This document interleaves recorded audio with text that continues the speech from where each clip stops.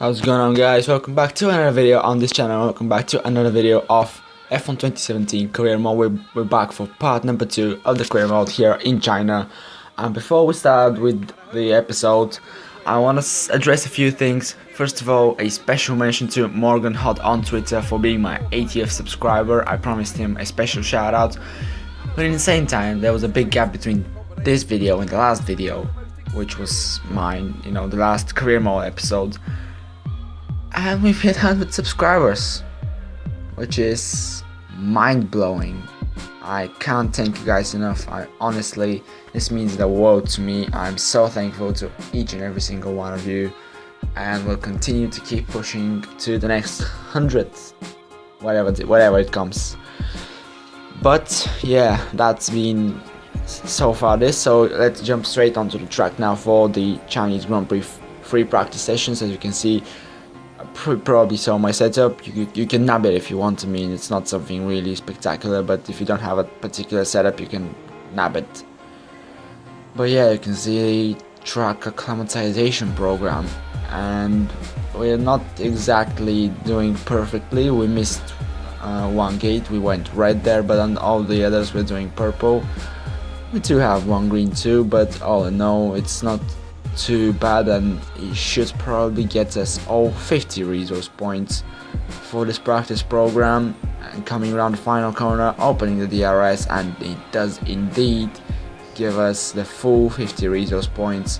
And now we are starting the qualifying pace program, and I have to say this was a real struggle with the Sauber. This car is just an absolute donkey.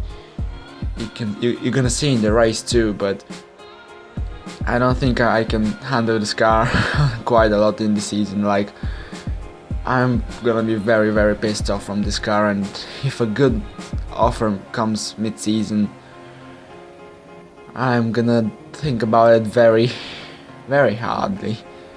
But yeah, that doesn't matter now. You can see we just about beat the qualifying pace program time by a 10th, and we got 30 out of 50 resource points. And now this is the tire wear program, like the race pace management. I don't know how exactly is it called, but it's the race simulation. So that's about it really. And we do 3 laps here. This is the end of the 3rd lap, and if we end it in the green, we will get the full 50 resource points, which is another good result on the track practice programs. But we're still lacking so much compared to the other cars. Like, our only competitors are McLaren, Honda, and that is because of their engine. And I suspect that when they improve that, it's gonna be a big struggle if we stay in the Sauber to try and even get points this season. I'm gonna struggle to get points this season, definitely. I'm gonna be pushing my hardest, but I don't think that points are really, possible at this moment of time. You can see now we got a green at the fuel management, and we decided to do the 3 laps so we can get the full 50 resource points. But yeah, that was a good practice session there for Charles Leclerc, and let's now jump into qualifying. Session here in Shanghai, China. With the weather as it is today, Anthony Davidson, we have, to some extent, to throw the form book out of the window. Who do you see having the advantage on this slippery, unpredictable track surface? Traditionally, these are very Adrian Newey conditions. The Red Bull's habit of creating incredible downforce coupled with the high rake they like to run is perfect for the wet, and it's helped them close the power gap a number of times over recent years. I think Force India as well, always a bit of a dark horse in changeable conditions, and of course the McLarens have a fairly good chassis. Having said that, I don't want to make a firm prediction. More than performance, the deciding factor is going to be the timing. The level of wetness out on the track is going to constantly rise and fall, and anyone who can find that perfect window when it's at its driest will have a big advantage out there. As if this couldn't become any worse, it is raining. And what you're about to see on your screen is my first attempt at the rain of this game. I'm pre-recording the episodes. If you don't know, if you don't follow me on Twitter, you won't know, but I'm pre-recording the episodes, and I recorded this very, early when I got the game. So yeah, this was my first experience in the wet. So before going out, I knew that I was gonna finish in 20th place. So I was just trying to get used to it, and because I didn't know if it was gonna be raining in the race, so I just wanted to get used to it, and I wanted to do as many laps as possible, even though I knew that I was surely gonna be in 20th last place, because you know, with this car I can't really get anything better than 17th in the dry, but let alone in the wet, where I'm absolutely where I'm very bad. So you know, yeah. But that was my first lap, my first competitive lap in the wet on this game, and it is 5.8 seconds. I think that was off the best time in this practice session, and then 4.5 on the next lap we improve, and now the last lap in this session we are already 1.1 of the best time in this session. Only in the first sector you can see I'm struggling, losing the back end quite a lot. I just can't get the car under my control in the rain. I'm still getting used to it. Like, it's getting better. You can see the delta time compared to my previous best lap time. It is getting better, a whole second and even more quicker. But is this gonna get me anywhere near the 18th or 19th place, or we stay last? Yeah, we stay last. That was to be expected. So yeah, we're gonna start last for the Chinese Grand Prix. Nothing surprising really. Kimi Räikkönen and Sebastian Vettel lock out the front row, and there was Daniel Ricciardo, I think, with the Red Bull in third position. So yeah, let's head straight into the race for the Chinese Grand Prix. Into the hairpin at turn 14. Joining me once again to take you through this race is the effervescent Anthony Davidson, and I'm very much looking forward to it getting underway. You raced here, of course, didn't you, back in your Super Aguri days in that infamous Chinese Grand Prix of 2007? Yeah, that's right. I didn't last that long though, unfortunately. Qualifying had gone pretty well, but my brakes failed quite early in the race, around lap 10 or 11, something like that. And of course, back in 2004, I was the very first Formula 1 driver to complete a lap of this circuit. Just thought I'd mention that for you, Crofty, like a good stat. It's a fairly tough circuit on the brakes here, though. You know, there's that long back straight down into turn 14, and then you've got turn 6 and 11. They're quite heavy as well. On top of that, managing your front tyre wear is always a challenge around here, so there's a lot to keep in mind during the Grand Prix.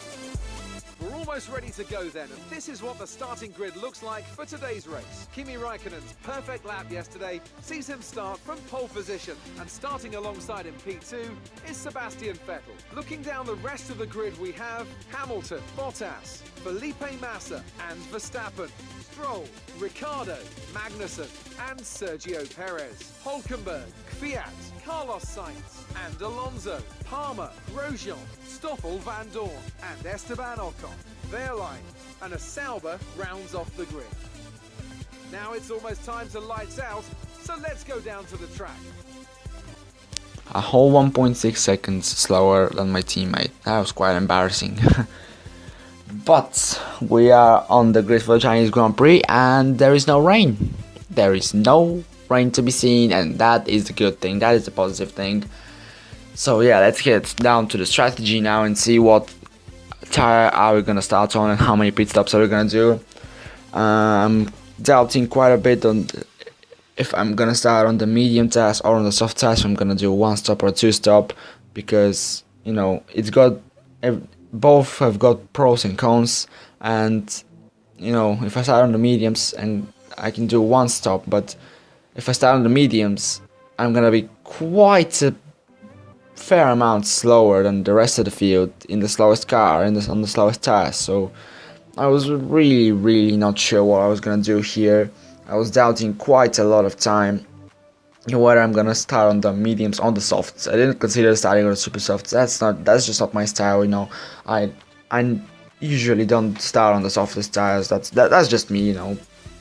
Maybe you don't do this, but it's just me. But yeah, I was considering mediums or softs, one stop or a two stop, and I think I went for the one stop. No, I went for a two stop, starting on the soft tires and going to super soft going to super soft twice in this race.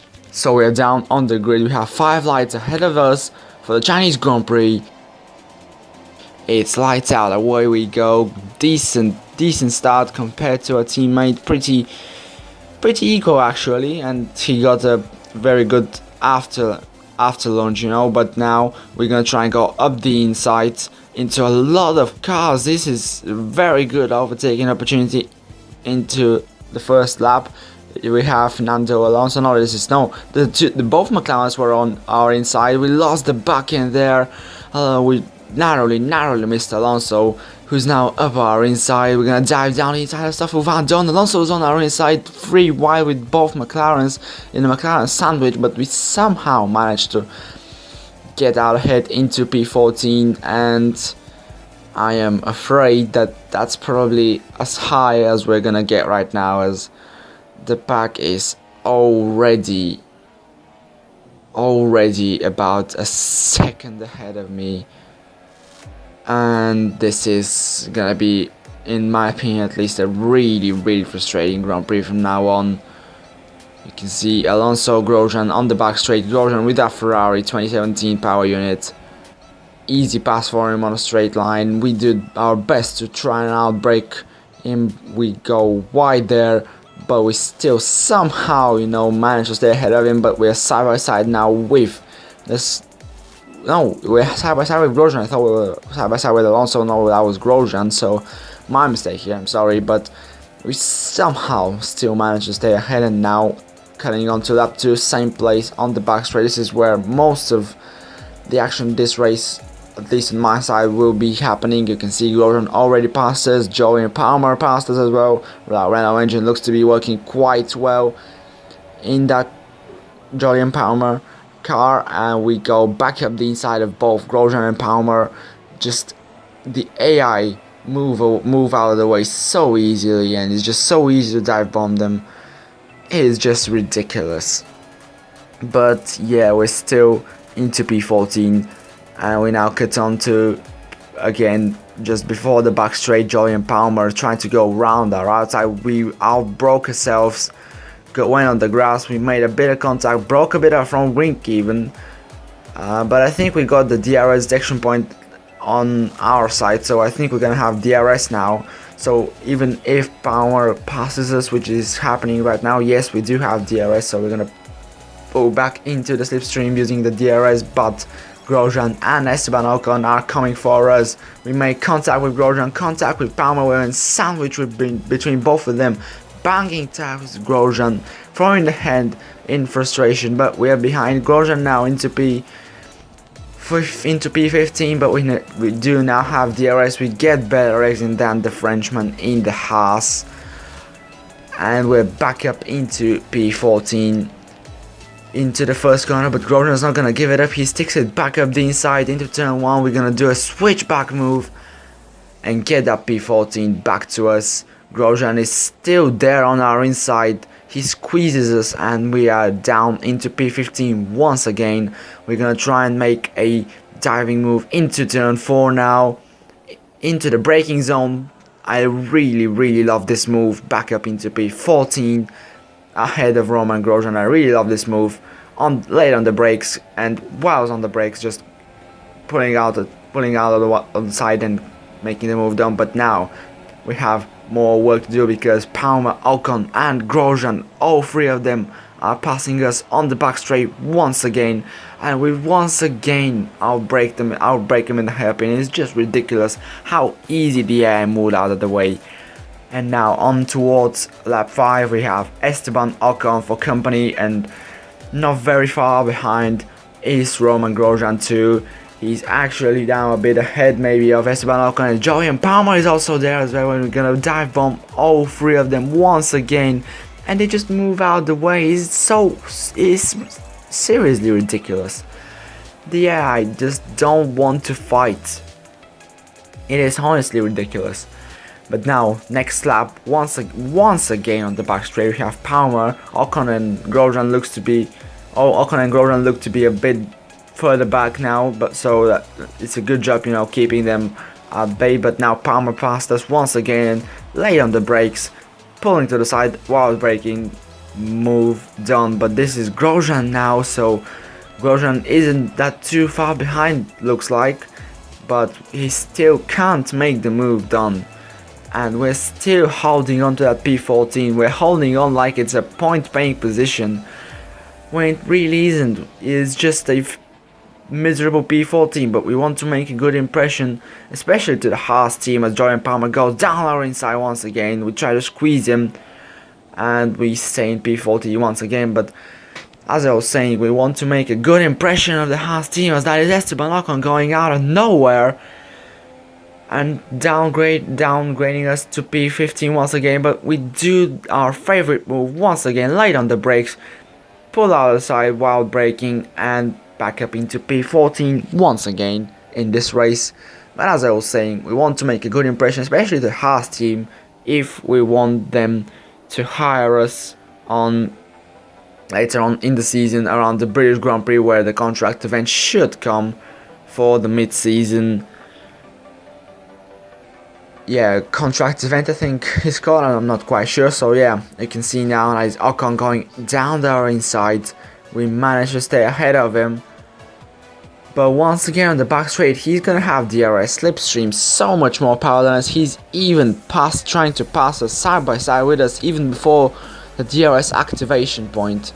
We try and maybe don't just slow him down a bit, but it really has no effect. And there is Jordan Palmer going down our outside too, but we just look at that. It's so easy to dive bomb the AI. We make contact with Ocon. Palmer is the winner out of all this, but he got a worst exit out of all this, and we're somehow still into P14. This is honestly ridiculous. Like, I really don't know how does this happen, and we still defend our position like crazy. Like, this is not even a point paying position.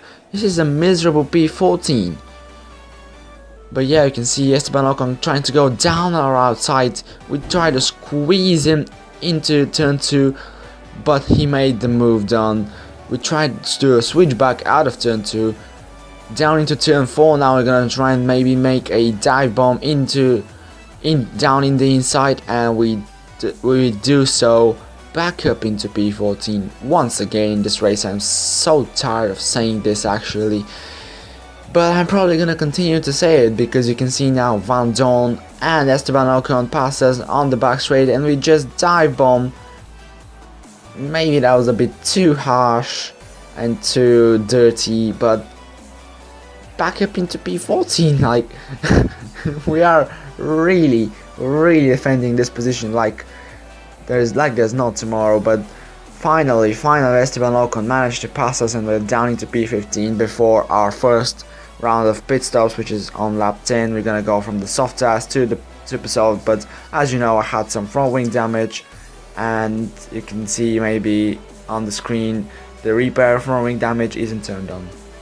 So yeah, I'm not gonna be changing my front wing, which is quite disappointing. I had a very good opportunity to do it, but you know, I'm just so stupid that I've got to change it and make it to yes. So yeah, we're gonna have to live with front wing damage, as this is now on lap 12. Stoffel Van Dorn coming out the pit lane on the medium compound tire. We're gonna try and go down the inside into turn 1, at the light part of turn 1, and we do so into P16 ahead of Stoffel Van Dorn.